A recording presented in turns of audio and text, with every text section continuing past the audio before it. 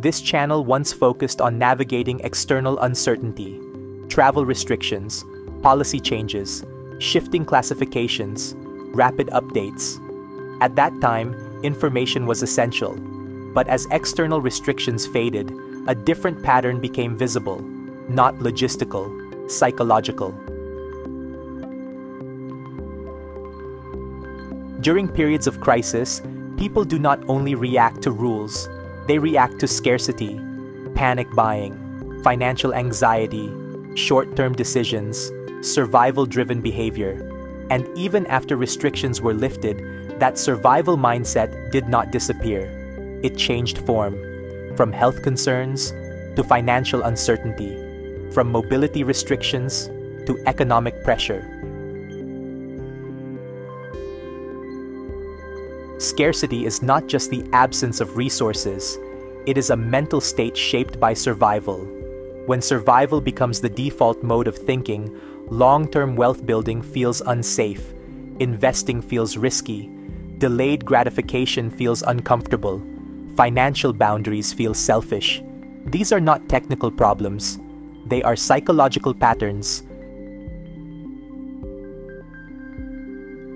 Understanding financial concepts does not automatically change financial behavior.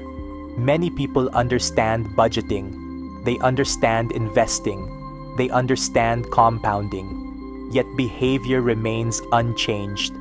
This is because information addresses the rational mind. Scarcity operates in the emotional mind, and when the two conflict, emotion usually wins. This is why financial progress often feels inconsistent.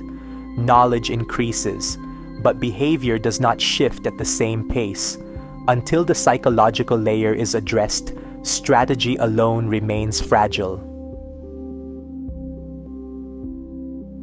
This channel is evolving to examine those patterns, not external restrictions, internal ones, the invisible codes that shape how money is earned, spent, saved, and invested.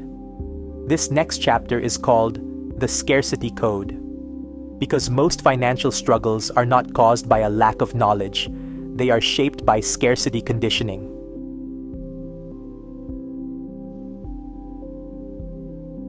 Economic growth alone does not eliminate scarcity thinking. Income may increase, opportunities may expand, but internal wiring often remains defensive. When survival has been the dominant mode for years, security becomes the primary objective. Participation in long-term systems feels optional. Avoiding loss feels urgent. This creates a silent ceiling, not imposed by circumstance, but imposed by perception. Understanding this ceiling is the beginning of removing it.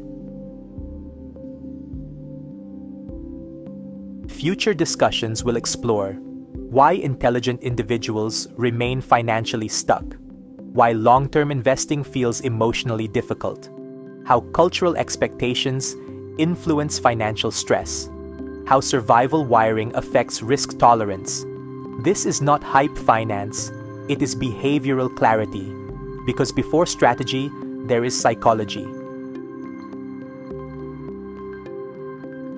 External restrictions may have eased, but internal ones often remain.